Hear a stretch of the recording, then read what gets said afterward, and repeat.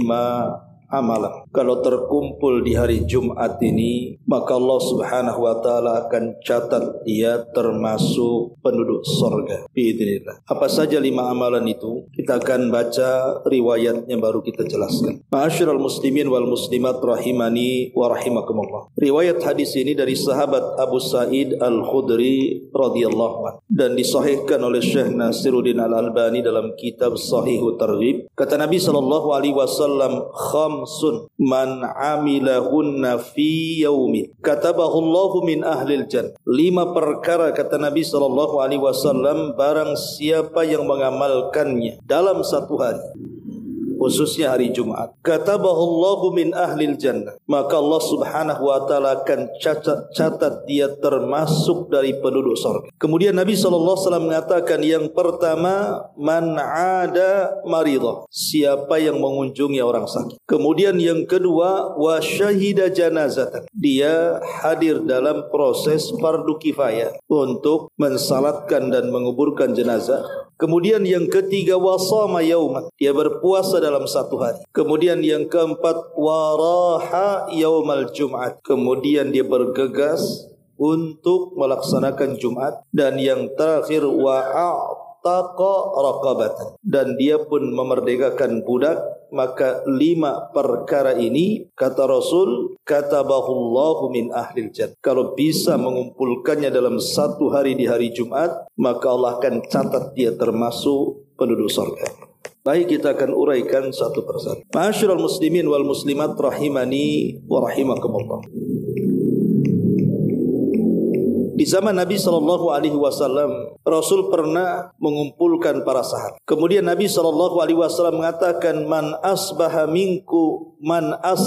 minkumul yauma shaim, siapa di antara kalian yang hari ini berpuasa? Qala Abu Bakrin radhiyallahu anhu, kata Abu Bakar, saya. Kemudian Nabi SAW mengatakan lagi, man tabi'a minkumul yauma janazatan, siapa yang hari ini di antara kalian menghadiri jenazah? Qala Abu Bakrin radhiyallahu anhu, kata Abu Bakar Siddiq radhiyallahu anhu, dia mengatakan saya. Kemudian Nabi SAW mengatakan, faman at'ama minkumul yawma miskina, siapa di antara kalian yang membantu fakir miskin di hari ini? Qala Abu Bakar, maka Abu Bakar mengatakan, saya. Kemudian Nabi SAW mengatakan lagi, ma'ada minkumul yawma maridah, siapa di antara kalian hari ini? Qala Abu Bakar, maka Abu Bakar mengatakan lagi, Jadi Abu Bakar dalam satu hari mengumpulkan macam-macam amal saleh, dari puasa, kemudian mengikuti jenazah, kemudian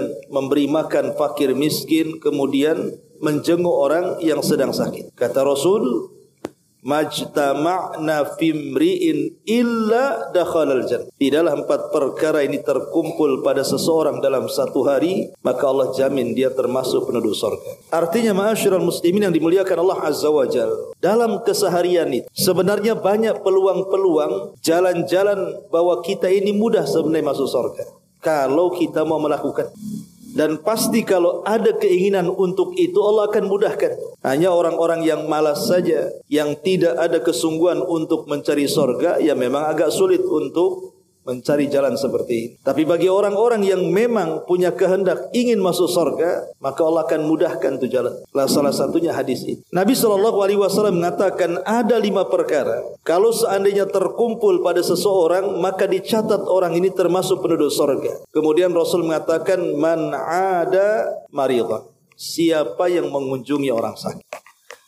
Ikhwatu fillah muliakan Allah Subhanahu wa taala, mengunjungi orang sakit ini bagian daripada hak seorang muslim terhadap muslim yang lain. Kata Nabi sallallahu alaihi wasallam, hak seorang muslim kepada muslim yang lain itu khamsun, ada 5. Dalam riwayat sittun, ada 6. Dalam riwayat sab'un, ada 7. Salah satunya adalah iyadatul martha, seseorang mengunjungi orang sakit. Karena begini ikhwan, seseorang ketika mengunjungi orang sakit itu, hakikatnya kedatangan dia itu menjadi obat bagi orang yang sakit itu. Jadi langsung ataupun tidak langsung, kalau antum datang mengunjungi orang sakit itu, posisi antum itu akan menjadi obat bagi orang yang sakit. Karena biasanya orang yang mengunjungi orang sakit pasti mendoakan kesembuhan, kan? Mudah-mudahan sembuh ya akhi. Sabar kan, minimalnya begitu. Dan doa itu bagian daripada kesembuhan. Jadi orang yang mengunjungi orang sakit doanya mustajab, orang sakit sendiri doanya mustajab. Ketika dua doa terpenuhi, dua-duanya mustajab. Karena doa orang sakit juga mustajab. Doa orang yang sedang kesulitan itu mustajab. Dalam Quran disebutkan, Allah Subhanahu wa taala mengatakan, "Amma yujibul mudtarra idza da'a." Siapakah yang akan mengijabah doa-doa orang yang kesulitan kalau bukan karena Allah Azza wa Jalla. Jadi doa orang yang kesulitan itu mustajab. Ditambah-tambah doa orang yang mengunjungi orang sakit juga mustajab. Jadi hakikat antum ketika mengunjungi orang sakit itu adalah obat bagi yang sakit itu. Dan kalau bisa, para ulama menyunahkan kalau antum datang kepada orang sakit itu bawa oleh-oleh obat. Jangan pisang, buah-buahan itu yang makan yang jaga biasa, bukan yang sakit. Maksudnya bawa obat-obatan. Karena antum kan bukan dokter, bukan orang farmasi, tentu tidak paham lah obat-obatan medis itu kan. Obat-obatan yang jelas-jelas ada syar'inya sajalah. Pamannya antum bawa air zam-zam. Yang tidak usah bawa sejerigen pun nggak ada. Sikit aja lah segini kan, ada itu botol kecil, sekali teguk aja kan. Karena air zam-zam itu air berkah. Kata Nabi SAW, ma'u zam-zam lima syuribalahu. Air zam-zam itu akan mengabulkan setiap yang meminum. Hadiah ya air zam-zam. Coba akhi minum ini, mudah-mudahan Allah sembuhkan penyakit. Atau kalau tidak ada air zam-zam, bawa madu. Karena madu juga termasuk sesuatu yang berkah dan bisa dijadikan obat.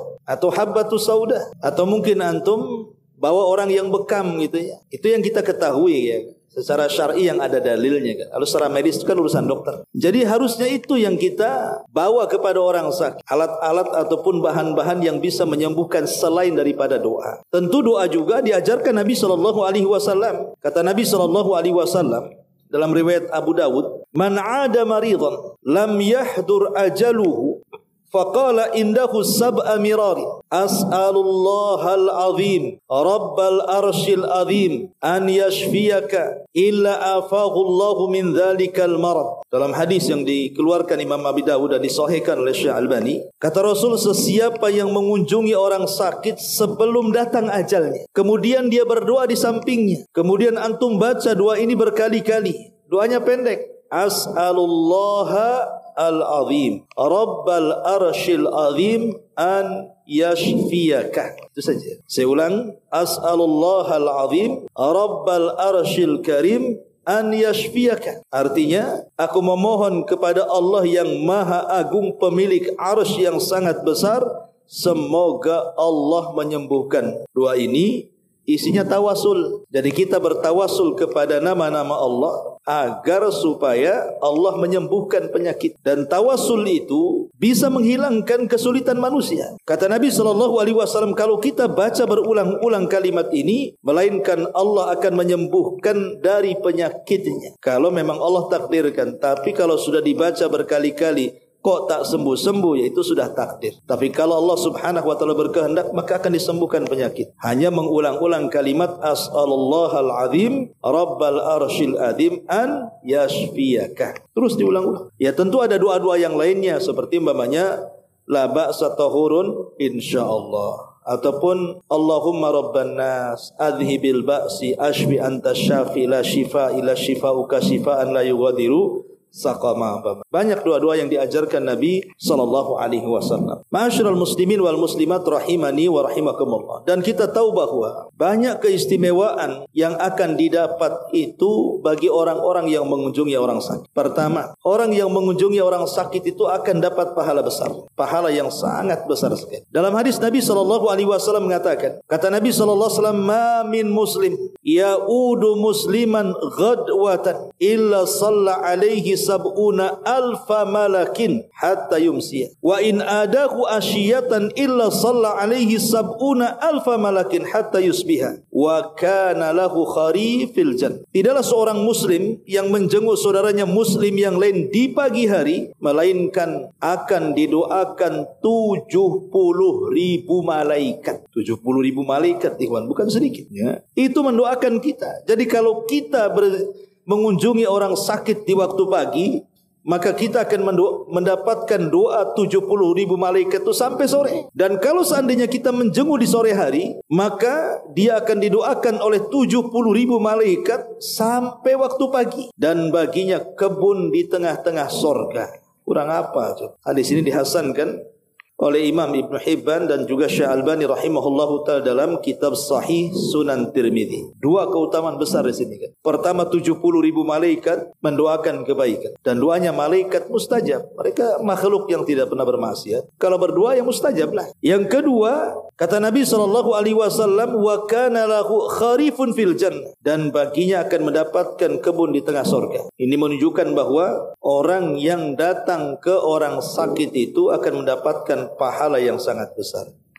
Yang kedua, akan memberikan motivasi atau kekuatan kepada orang yang sakit. Karena biasanya kan kalau kita datang ke orang sakit ya pasti kita akan bicara yang baik-baik. Cepatlah akhi sembuh gitu, supaya kita bisa ngaji lagi, bisa ibadah lagi, dan begitu seterusnya. Ngasih semangat. Dan kita tahu bahwa sugesti dalam ilmu kesehatan juga bisa menyembuhkan. Ya, sugesti itu bisa menyembuhkan, keyakinan yang kuat itu bisa menyembuhkan, dan kita bisa menghibur orang sakit. Pamannya orang ini kena stroke, udah putus asa, kesana kemari tak sembuh-sembuh. Antum datang, insya Allah banyak kok orang seperti antum yang sakit ini sembuh. Asal antum kuat, antum mau olahraga, pokoknya antum ngasih semangat tuh. Akhirnya tertanam tuh sugesti itu bagian daripada kesembuhan itu. Kemudian juga yang ketiga, mendoakan kepada orang yang sakit, dan itu kita diingatkan juga akan nikmat yang Allah tampakkan kepada kita. Alhamdulillah saya masih sehat, tidak seperti dia. Alhamdulillah saya masih bisa berjalan, dia pula tak bisa jalan. Alhamdulillah saya masih bisa makan enak, dia semua pahit di mulutnya itu. Jadi dari situ kita mengenang nikmat Allah Azza wa Jalla. Akhirnya jadi bersyukur. Karena Nabi SAW mengatakan, lihat ke yang di bawah, jangan lihat ke yang di atas. Dan itu lebih bisa mensyukuri nikmat Allah Subhanahu wa ta'ala. Dan kalau memang orang sakit ini ahli maksiat, maka kita mungkin bisa mendakwahi dia. Ya mudah-mudahan setelah antum sembuh ini, antum kan jarang sholat-sholat lah, didakwai gitu. Bagian dakwah. Dari orang kafir ya suruh masuk Islam kan itu. Karena Rasul juga pernah menjenguk orang sakit kemudian mensyahadatkan orang Yahudi. Ma'asyiral muslimin wal muslimat rahimani wa rahimakumullah. Atau antum bisa ngasih saran kalau memang antum punya pengetahuan ilmu kedokteran lah, atau mungkin ilmu kesehatan, kan antum bisa ngasih saran. Akhi, ana dapat informasi kalau sakit kayak antum kayaknya baguslah makan herbal ini, herbal itu, ataupun mengkonsumsi obat ini, obat itu, kan enggak masalah. Ya, ini juga ta'awun alal birri wat taqwa, ya. Tolong menolong di atas kebaikan dan juga ketakwaan, dan lebih daripada itu kita bisa jabrul khawatir. Jabrul khawatir itu menghibur di saat dia kesulitan, dan itu amalan yang luar biasa. Kata Nabi SAW, man naffasa musliman kurbatan min kurabi dunya, naffasallahu kurbatan min kurabi yaumil qiyam. Barang siapa yang menghilangkan kesulitan seorang muslim di dunia, Allah akan hilangkan kesulitan dia di akhirat. Lah salah satu menghilangkan kesulitan manusia di dunia itu dengan cara menghibur. Ya, kalau kita mungkin punya biaya untuk supaya dia bisa berobat, alhamdulillah. Tapi terkadang kita juga butuh duit. Ya sudahlah, kalau kita tidak bisa menyumbang dengan uang kita bisa menyumbang dengan kata-kata baik. Karena terkadang ada orang sakit itu sebenarnya sakitnya tak seberapa, tetapi lebih sakit lagi kalau saudara-saudaranya tidak datang mengunjunginya. Saya ini kalau dia sakit selalu datang, giliran saya sakit tak muncul-muncul pula batang hidung dia ini. Kurang ajar dia, makin sakit akhirnya dia. Udah sakit badannya, sakit pula hati. Jadinya kadang-kadang seperti itu. Jadi ini harus dipahami bahwa di antara amalan yang sangat istimewa di hari Jumat adalah iyadatul marid. Para ulama mengatakan seperti Al-Imam Ibnu Utsaimin dan yang lainnya bahwa tentu tidak semua orang sakit itu dikunjungi. Maksudnya orang sakit yang tidak mampu melihat manusia. Jadi orang sakit yang tidak bisa berjumpa dengan manusia, entah dia terduduk, terbaring, tidak bisa kemana-mana. Itu maksudnya. Adapun orang sakit yang kesana kemarin tidak usah lah. Jadi kalau hanya sakit kepala, ya, demam, tapi dia ke pasar nampak di mall, kemudian dibilang, anak sakit kok antum gak ngunjungi anak. Lu anak ketemu antum hari-hari gitu. Bukan begitu ya. Maksudnya sakitnya itu memang gak ketemu orang. Ya tadi parah sakitnya. Dan ulama juga mengatakan bahwa mengunjungi orang sakit itu tidak mesti kepada orang yang antum kenal. Mengunjungi orang sakit juga kepada orang yang tidak kenal pun tidak ada masalah. Pamannya tuh mau mengamalkan hadis ini di hari Jumat kan. Nengok tetangga sehat semua, depan, belakang, samping, kiri, kanan sehat semua. Semana cari orang sakit, datang ke rumah sakit. Itu orang sakit semua isinya. Jadi kalau memang ingin mengamalkan hadis ini, datang. Karena kan tidak harus yang dikenal kan. Yang tidak dikenal pun datang, gak masalah. Jadi kalau ingin mengamalkan hadis ini, maksudnya dalam satu hari mendapatkan dan dicatat termasuk ahli surga ini. Ini yang pertama. Kemudian yang kedua, kata Nabi SAW, wa syahida janazatan. Amalan yang kedua di hari Jumat adalah mengikuti jenazah. Disebutkan dalam hadis yang dikeluarkan Bukhari Muslim. Kata Nabi SAW, man syahidal janazata hatta yusalliya alaiha falahu qiratun. Wa man syahidaha hatta tudfan falahu qiratan. Wa fi riwayatin man kharaja ma'a janazatin min baitiha wa shalla 'alaiha thumma tabi'aha hatta tudfana kana lahu qiratan minal ajri kullu qirat mithla jabali Uhud wa man shalla 'alaiha thumma raja'a kana lahu minal ajri mithla Uhud. Kata Rasul, barang siapa yang hadir dalam proses jenazah sampai dia menyolati, maka dia dapat pahala 1 qirat. Tapi barang siapa yang hadir bukan hanya menyolatinya sampai menguburkannya, maka dia dapat 2 qirat. Dalam riwayat, barang siapa yang keluar dari rumahnya mengikuti jenazahnya sampai menyolatinya dan sampai menguburkannya, maka dia dapat 2 qirat. Apa 1 qirat itu? Kata Rasul, seperti pahala sebesar gunung Uhud. Berarti kalau 2 qirat, 2 gunung Uhud. Gunung Uhud besar, antum yang pernah umrah nampaklah di Madinah itu sebentang-bentangnya itu gunung Uhud. Seperti itulah pahalanya. Karena begini, ikhwatu fillah muliakan Allah Azza wa Jalla. Terkadang kita ini kalau menyengaja untuk melaksanakan ziarah kubur, kadang-kadang malas. Padahal sebenarnya ziarah kubur kan bagi laki-laki itu sunnah. Bagi perempuan boleh tapi jarang-jarang. Tapi terkadang kita ini malas kalau menyengaja loh ziarah kubur itu. Dan hampir tidak ada yang menyengaja ziarah kubur itu. Maksudnya laki-laki, justru mama pula yang banyak. Yang dilarang jarang-jarang malah sering, yang disunahkan sering-sering malah jarang-jarang. Tetapi kan ada kesempatan kalau ada orang meninggal ini kan kita bisa ada kesempatan sambil mendapatkan pahala kita mengurus jenazah, kita pun bisa ziarah kubur. Karena ziarah kubur ini kan banyak pahalanya. Baik kepada kita yang berziarah ataupun kepada orang yang mati. Kepada kita ya tentu juga ada ibrah pelajaran bahwa kita akan mati seperti mereka. Akhirnya kemudian kita semakin lembut hatinya bahwa kita akan mati juga sama dengan mereka. Kepada ahli kubur kita bisa mendoakan mereka sehingga manfaat kehadiran kita di kuburan itu. Lah termasuk juga ketika kita mengiringi jenazah. Kalau seandainya Allah Subhanahu wa taala ya mudahkan antum bisa bukan hanya menyolatkan ataupun menguburkan, mulai dari proses pemandian, kemudian pengkafanan, sampai pensolatan, pengiringan ke kuburan sampai dikuburkan, itu pahalanya besar sekali. Karena kenapa kemudian kita ini disyariatkan untuk mengikuti jenazah, mulai dari memandikan, menyolatkan sampai kemudian menguburkan itu? Apa hikmah? Ya tidak lain dan bukan karena memang orang yang meninggal itu berhajat dengan kita. Mereka sudah tidak bisa beramal lagi, mereka sudah mati. Kesempatan mereka hanya kepada kita yang masih hidup, supaya kita mengirim doa-doa kita terbaik untuk mereka, doa-doa ampunan kita untuk mereka. Itu yang mereka harapkan. Apalagi yang meninggal ini keluarga, kerabat atau teman-teman gitu ya. Maka itu penting dipaham. Termasuk juga dimandikan supaya dibedakan antara yang mati hewan dengan manusia kan beda.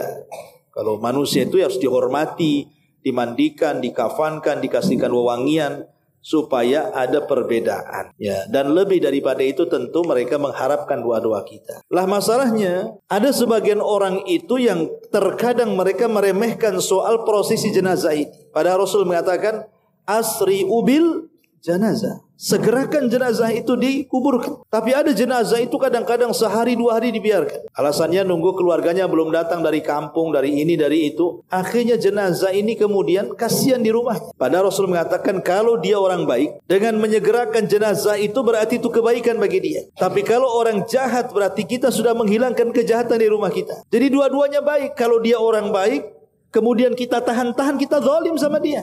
Tapi kalau dia orang jahat, sama aja kita ini menyimpan kejahatan dalam rumah. Dikhawatirkan firman Allah Azza wa Jalla, wattaqu fitnatan la tusibanna alladziina zalamu minkum khassah. Terkadang kalau Allah menurunkan fitnah ataupun azab ataupun bala kepada orang-orang yang bermaksiat itu, bukan hanya terkena orang zalim saja, tapi orang-orang baik di sekitarnya takut terkena imbasnya. Makanya disegerakan. Takut di situ turun pula azab Allah kan. Segerakan kalau dia orang jahat. Kalau orang baik pun segerakan supaya kita tidak zalim sama dia, karena dia ingin cepat mendapatkan kenikmatan dalam kuburnya kalau dia orang baik. Ma'asyiral muslimin wal muslimat rahimani wa rahimakumullah. Masalahnya Ustaz, nyari orang mati itu susah. Pas pula di hari Jumat pula tidak ada pula orang mati. Ya cari informasi lah ke rumah sakit, kemana lagi. Ada orang mati gak di rumah sakit? Ya, oh di Batu Haji pasti ada lah setiap hari orang mati itu. Entah tidak di Jodoh sini ya mungkin di Batam Center, tidak di Batam Center ya mungkin di Tiban atau di Bengkong atau di Batu Haji. Atau kalau mau jauh ke Tanjung Pinang tuh. Mau nyebrang sana gitu. Yang jelas kan kita ini ingin mengamalkan satu amalan yang satu hari itu ada di situ. Ya mungkin mengunjungi orang sakit ataupun menjenguk orang sakit atau mengantarkan jenazah. Kemudian yang ketiga, kata Nabi SAW, wasoma yauman, dan berusaha untuk berpuasa dalam satu hari. Ma'asyiral muslimin wal muslimat rahimani wa rahimakumullah. Rasul mengatakan dalam sebuah hadis yang dikeluarkan Bukhari Muslim dan disepakati keduanya dari hadis Abu Sa'id Al-Khudri radhiyallahu anhu. Man shoma yauman fi sabilillah ba'adallahu wajhahu 'anin nari sab'ina kharifan. Barang siapa yang berpuasa satu hari saja, tentu dalam rangka mencari wajah Allah, ikhlas karena Allah Azza wa Jalla, Allah akan jauhkan wajahnya dari api neraka sejauh sab'ina kharifa, 70 kharif perjalanan. Al-Imam An-Nawawi rahimahullahu ta'ala ketika memahami kalimat kharif dalam hadis ini, wal murad sab'ina sanatan, yang dimaksud kharif di sini artinya tahun. Berarti orang yang berpuasa dalam satu hari karena Allah akan jauhkan neraka dari wajah dia dalam perjalanan 70 tahun. Bayangkan ikhwan, antum berjalan tidak berhenti 70 tahun itu sampai di mana kira-kira? Sampai nggak ke Amerika ya? Jalan kaki loh ya. Anggaplah nggak ada lautan, daratan semua gitu. Ya boleh jadi mungkin udah beberapa keliling dunia tuh. 70.000 tahun, apalagi pakai sepeda. Lebih cepat lagi pakai motor, pakai mobil, 70.000 tahun. Mutar-mutar udah berapa kali untuk muterin dunia. Sejauh itulah neraka dijauhkan dari wajah kita. Ini baru satu hari, baik sunnah ataupun wajib ya. Sementara puasa-puasa sunnah itu kan banyak. Ada yang sifatnya harian. Puasa itu kan ini sifatnya harian. Ada yang sifatnya pekanan. Ada yang sifatnya bulanan. Ada yang sifatnya tahunan. Puasa yang sifatnya harian seperti apa? Puasa Daud. Satu hari puasa, satu hari tidak. Satu hari puasa, satu hari tidak. Itu harian. Ada yang sifatnya pekanan, Senin Kamis. Ya, kalau enggak Senin Kamis. Ada yang sifatnya itu bulanan, Ayyamul Bidh. 14, 13, 14, 15 kan itu. Atau kalaupun tidak bisa 13, 14, 15 boleh terserah. Di tanggal berapa saja enggak masalah. Yang penting 3 hari dalam sebulan. Ada yang sifatnya tahunan. Seperti mamanya puasa Muharram, puasa Dzulhijjah, puasa Sya'ban, kan itu puasa sunnah tuh. Kalau puasa wajib sudah jelas lah, tahunan Ramadan. Artinya kita diberikan kesempatan puasa itu loh, tidak harus menunggu lama. Larangan orang tidak berpuasa dalam hari-hari itu cuma terbatas. Tidak boleh puasa di hari Idul Adha, Idul Fitri, atau mengkhususkan hari Jumat atau hari Sabtu tanpa puasa sebelum dan sesudahnya. Hanya itu saja. Tapi selebihnya hari dalam satu tahun itu boleh kita puasa kok. Jadi di sini Allah membuka lebar-lebar untuk melaksanakan puasa kapan saja boleh, asal jangan Idul Fitri, Idul Adha dikhususkan hari Jumat atau hari Sabtu itu saja. Dan lihat bagaimana pahala puasa itu luar biasa. Sampai Rasul mengatakan dalam hadis qudsi itu, apa kata Rasul? As-saumu li wa ana azibih. Puasa itu milikku, aku yang akan membalas. Al-Imam Sufyan ibn Uyainah rahimahullahu ta'ala, seorang ulama Mekah, guru daripada Imam Syafi'i rahimahullahu ta'ala, yang membimbing Imam Syafi'i dari kecil sampai menjadi ulama besar, itulah Sufyan ibn Uyainah. Kemudian memerintahkan Imam Syafi'i untuk mendalami ilmu ke Madinah ke Imam Malik. Tapi dialah guru yang banyak berjasa kepada Imam Syafi'i waktu masih belajar di Mekah. Sufyan ibn Uyainah mengatakan, semua pahala yang kita lakukan ini, semua pahala, entah pahala sholat, pahala sedekah, pahala zikir, pahala ngaji seperti ini, pahala baca Quran, sebutkan pahala yang lain selain puasa lah ya. Sebutkan ibadah apapun yang ada pahalanya. Pahala-pahala itu bisa diambil orang karena kedzaliman yang kita lakukan, kecuali puasa. Pahala puasa tidak akan bisa diambil orang. Kalau pahala yang lain bisa diambil orang. Dalam hadis Muflis dijelaskan, kata Nabi SAW, atadru atadruna mal muflisu hadil ummah? Tahukah kalian siapa orang bangkrut dari umat ini? Ya sahabat polos-polos saja mengatakan Rasul orang yang bangkrut ya orang yang enggak punya dinar, enggak punya dirham, yang gulung tikar, itulah orang bangkrut. Tapi Rasul mengatakan bukan itu hakikat orang bangkrut. Hakikat orang bangkrut itulah orang yang datang menghadap Allah, dia membawa pahala salat, pahala sedekah, pahala haji, pahala ini, pahala itu, macam-macam. Tapi di satu sisi dia pernah mencaci maki si fulan, menghina si fulan, merendahkan si fulan, mengambil hak si fulan, membunuh si fulan, dan begitu seterusnya. Nanti pada hari kiamat orang yang zalim dan yang dizalimi akan berjumpa di kontor. Kemudian kata yang dizalimi, hei kau zalim kepadaku di dunia, mana pahalamu? Akhirnya pahalanya dikasih. Mana pahalamu? Ini pahalamu. Ini mana? Sampai akhirnya habis pahala. Jadi pahala-pahala yang lain itu bisa diambil orang lain, kecuali pahala puasa. Dia tidak akan bisa diambil. Pahala puasa itu untuk orang yang berpuasa dan tidak bisa diambil orang lain. Itulah kata Sufyan ibn Uyainah rahimahullahu ta'ala. Maka jangan malas untuk berpuasa. Ini yang ketiga. Kemudian yang keempat kata Nabi SAW, waraha yaumal jum'ati, dan dia berusaha untuk datang pagi-pagi di hari Jumat untuk melaksanakan Jumat. Tentu ini khusus bagi laki-laki. Perempuan boleh sholat Jumat tetapi tidak wajib. Tapi bagi laki-laki harus sholat Jumat. Taib, sedikit kita bicara tentang masalah Jumat. Ma'asyiral muslimin yang dimuliakan Allah Subhanahu wa taala. Nabi SAW mengatakan ketika bicara tentang fadilah hari Jumat itu. Dalam sebuah hadis yang dikeluarkan Imam Muslim, Rasul mengatakan khairu yaumin ittala'at alaihi syamsu yaumal Jum'at. Fihi khuliqa Adam wa fihi udkhilal jannah wa fihi ukhrija minha wa la taqumus sa'atu illa fi yaumil Jum'at. Sebaik-baik hari ketika matahari terbit dalam satu pekan itu adalah hari Jumat. Karena di hari inilah Adam diciptakan. Di hari ini pula Adam dimasukkan ke dalam sorga. Di hari ini pula Adam dikeluarkan dari sorga. Dan di hari ini pula tegak kiamat. Makanya ada riwayat walaupun sebagian melemahkan. Jadi binatang-binatang di hari Jumat itu kalau sudah malam hari Jumat mendekati waktu fajar, maka mereka tidak tidur. Mereka tidak tidur karena dikhawatirkan hari itu terjadi kiamat. Tapi ketika kemudian terbit fajar sampai matahari terbit, maka binatang-binatang itu berbahagia karena tidak terjadi kiamat. Artinya bahwa harinya diketahui kapan kiamat terjadi. Cuman yang tidak diketahui itu tanggalnya, bulannya, tahunnya. Jadi yang diketahui itu cuman harinya saja. Kapan kiamat? Jumat selesai. Tanggal berapa? Tidak tahu. Bulan berapa? Tak tahu. Tahun berapa? Ya enggak tahu, itu urusan Allah. Tapi harinya saya tahu, hari Jumat. Berdasarkan hadis itu. Ma'asyiral muslimin yang dimuliakan Allah Subhanahu wa taala. Ada kekhususan yang Allah Subhanahu wa taala berikan kepada hari Jumat berbeda dengan hari-hari yang lain. Pertama, bahwa hari Jumat itu termasuk hari Id kaum muslimin yang terulang-ulang setiap pekan. Jadi Jumat itu hari Id, hari ulang tahun kita kaum muslim. Kalau orang Nasrani punya hari Ahad. Makanya lihat orang Nasrani di hari Ahad kan, bajunya bagus-bagus, ya, baik yang laki-laki atau perempuan tuh gagah-gagah kan, pakai jas, pakai dasi, yang perempuannya bersolek luar biasa. Kalau Yahudi hari Sabtu, ya. Kalau kaum muslimin hari Jumat, pakaiannya kucel, kadang-kadang mandi, gimana ya? Lihat orang Nasrani gagah-gagah kok hari Ahad tuh. Ini hari ulang tahun kita hari Jumat tuh harusnya pakai pakaian yang bersih, yang bagus kan itu.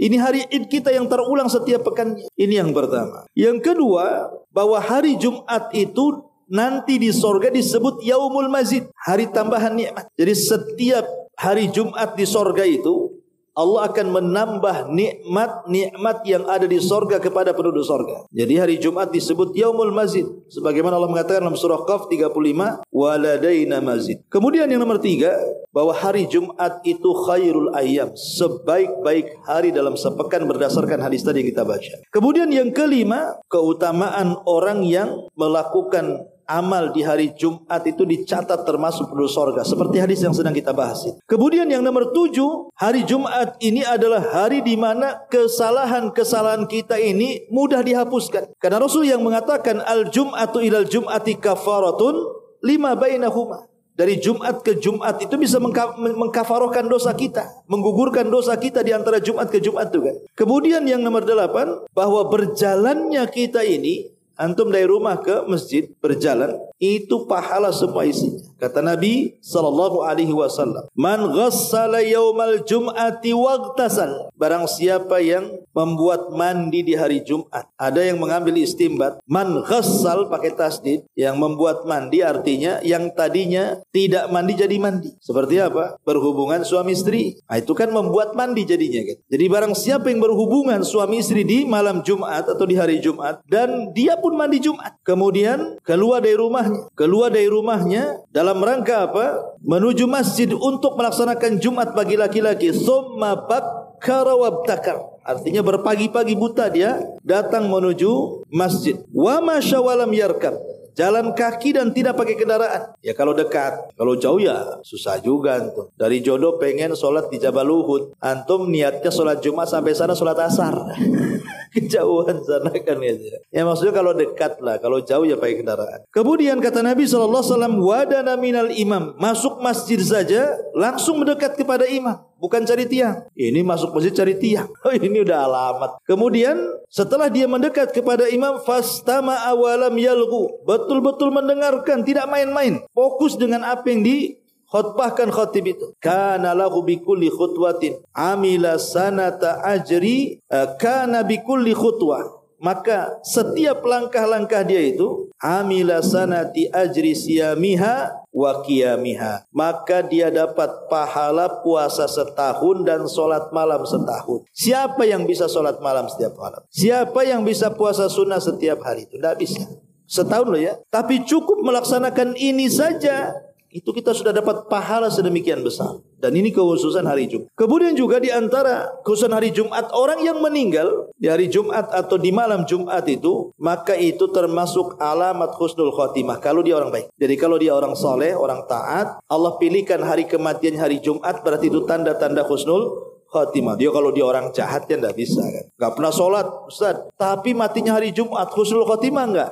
Ya enggak sholat kok. Jadi maksudnya dia orang baik, Allah pilihkan harinya hari Jumat. Itu tanda-tanda husnul khotimah. Kata Rasul, man mata yaumal jum'ati aw lailatal jum'ati wuqiya fitnatul qabri. Barang siapa yang mati di hari Jumat atau di malam Jumat, maka akan dibebaskan dari fitnah kubur. Dan banyak juga keutamaan-keutamaan yang lain. Tapi yang jelas kalau kita sedikit bicara adab-adab Jumat, ya tentu yang pertama mandi, kemudian berwangi-wangi, kemudian menggunakan pakaian yang bagus, ya. Kemudian mendekat pagi-pagi ke masjid, artinya supaya mendapatkan keistimewaan sedekah. Karena begini, kawan, dalam hadis Nabi SAW mengatakan, setiap hari Jumat itu Allah mengutus malaikat untuk berdiri di pintu-pintu masjid. Umpamanya di sini, pintunya di sana atau mungkin di sini kan, 2 pintu di sini. Jadi malaikat itu berdiri di pintu masjid sambil mencatat setiap orang yang masuk. Lah, kelompok yang pertama masuk dan dia berhasil mendapatkan di saf yang pertama, maka malaikat akan mencatat pahala dia sama dengan orang yang bersedekah menyembelih seekor unta. Kemudian datang gelombang yang kedua, berhasil di saf yang kedua,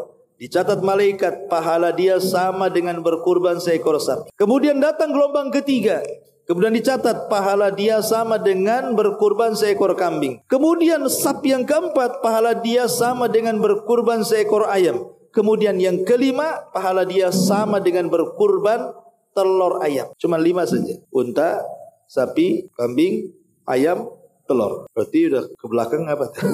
Ada tai-tai ayam semua. Karena malaikat udah masuk. Ya udah nggak mencatat lagi. Makanya di sini kenapa keistimewaannya pagi-pagi datang di hari Jumat itu karena memang luar biasa. Lah, salah satu amalan yang disebutkan dalam hadis ini adalah man raha yaumal jum'ati. Barang siapa yang raha, berangkat di hari Jumat. Dan yang terakhir, kata Nabi SAW, wa'ataqa raqabatan. Kemudian dia memerdekakan seorang budak. Tentu memerdekakan budak di hari ini kan nggak ada. Gimana caranya? Karena budak itu kan karena sebabnya kekufuran. Kenapa orang jadi budak itu? Karena sebabnya kufur. Ketika dalam peperangan orang Islam melawan orang kafir, kemudian kalah orang kafir, kemudian mereka tertangkap, tertawan, maka mereka menjadi tawanan kaum muslim. Mereka jadi budak, kecuali ada syarat-syarat tebusan dan begitu seterusnya. Ya. Tapi selama dia tidak bisa ditebus, dia akan jadi budak. Lah, kenapa Islam itu membahas perbudakan? Sebenarnya Islam itu sangat anti dengan perbudakan. Makanya dalam amalan-amalan tertentu itu Nabi selalu menyuruh memerdekakan budak. Contoh kafarah jima di bulan Ramadan. Di siang hari bulan Ramadan dia puasa, melakukan hubungan suami istri. Berarti kafarahnya apa? Memerdekakan budak kan? Baru kemudian kalau tidak sanggup, baru dia puasa 2 bulan berturut-turut. Kalau tidak sanggup, baru memberi makan. Jadi artinya bahwa selalu dalam amalan-amalan tertentu, terutama dalam kafarah-kafarah itu biasanya dalam Islam itu memerdekakan budak. Islam itu tidak pernah melakukan perbudakan. Tapi adanya perbudakan dalam Islam itu disebabkan karena kekufuran. Karena kufur itulah kau jadi budak. Karena kita ini semua budak Allah, hamba Allah Subhanahu wa ta'ala. Yang beriman juga budak, tapi budak bagi Allah.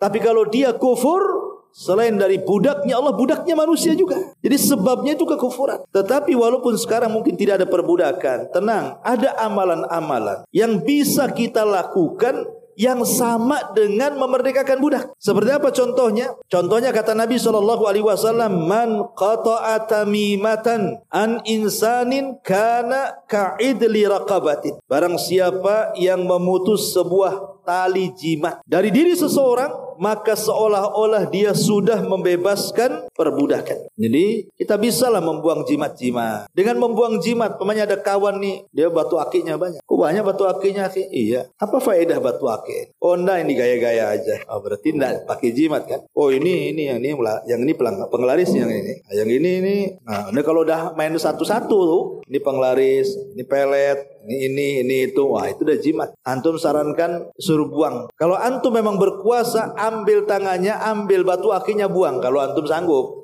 Tapi biasa bertengkar biasanya. Mahal-mahal kok buang. Maksudnya kalau kita punya kekuasaan. Tapi kalau tidak kekuasaan, antum sarankan dengan dakwah. Tak boleh akhi, itu jimat haram. Kalau engkau mati, itu jimat di tanganmu, kau akan selamat dunia akhirat. Atau kalau tidak bisa ya dengan hati, minimalnya ada dakwah. Ya.